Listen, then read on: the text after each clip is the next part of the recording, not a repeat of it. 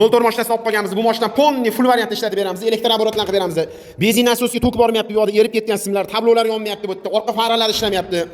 Motorni atsaklarini hammasini ideal holatda qo'yib beramiz. Bu mashinaning motori boshqa motor, o'zini zavodskiy emas. Fikringlarni bildiringlar.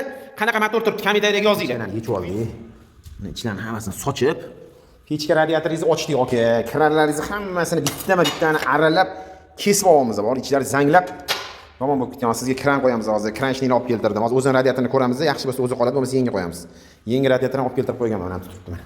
Mana hammasini akkuratni qilib, mana izolyatsiya qilib, pechkalaringizni ichlarigacha moylab, to'g'irlab, ham zaslonkalarni tepadan havo beradigan qilib, mana xudo xolisa ishlab bo'lyapti. Videolarni kuzatib boring. Bitta olgan holatlarni hammasini ishdan boshlaganmiz. Mana bitta ochilayotgan simlar bor, bilan to'g'irlaymiz. Mana ham relning orqasida erib ketgan simlar bor mana.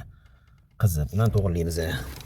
Mana shuni hammasini orqasini ochib, akkuratni qilib maytafonlarni ichidan to'g'irlab beramiz. Mana maytafonlarning orqasida shteklarni ko'rishingiz mumkin. Mana shularning hammasi yaxshi emas, bularni hammasini o'rab, akkuratni qilib yig'amiz. Bu simlarni yig'dik mana. Hammasini akkuratni qilib mana izolyatsiya o'rab, mana maytafonning shtekerlari oldingi holati bilan hozirgi holatini ko'rishingiz mumkin. Mana tark etgan ichidagi shtekerlarning hammasini izolyatsiya qilib, akkuratni qilib yig'ilyapti mashinamiz. Mana tablolari cheklarigacha, mana akkumulyatorlarigacha ponni mashinamizni full variantda ishlayapti. Xudo xolis. Avariyaga svetlar mana tablolar, patvanniklari mana chotki bo'ldi, xudo xolisi ishlayapti. Video rolni qilib orqasini xudo xolisi yig'ilyapti. Mashinamiz tayyor bo'ldi. Bu mashina elektr oborotlarni yig'ib berdik. Motorni atsaklan to'g'irladik, bir ikkita mayda-chuyda joylarini. Bu mashina ko'rishingiz mumkin. Mana motorlarni ideal holatda ustunovka qilishgan motorsi akalarimiz. Bularga mana suv sepagan bacholagacha ustunovka qilib berdik. Elektr oborotlarni yig'ib berdik mana. Hamma shuni olsanglar mana salon mashinalari yonadi.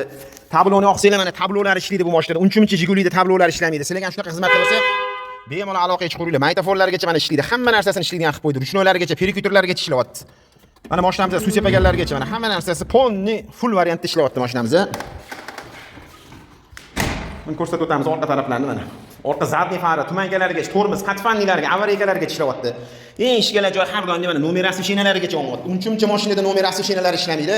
Mashinamiz juda bir ideal holatda. Mana teyini ko'rishingiz mumkin. Mana pirdaxnitning blokka orqa taraflarni tarp etgan teylarni ortiqcha sim yo'q bu mashinamizda mana. Hamma shuni otsanglar salon mashinasi yonadi. Yana bir marta ko'rsatib o'tamiz motorni atsaklarini mana.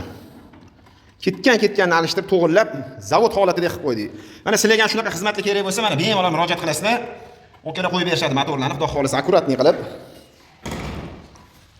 Sizlarga shunaqa xizmatlar bo'lsa, aytasizlar, akkuratni sifatli qilib elektr montajini ponni full variantda ishlatib beramiz. Pastda nomer qoldiramiz. Bu videoni shunaqa retroga qiziqgan akalarga jo'natib qo'yinglar. Salomat bo'linglar, yaxshi kunlarda ko'rishinglar.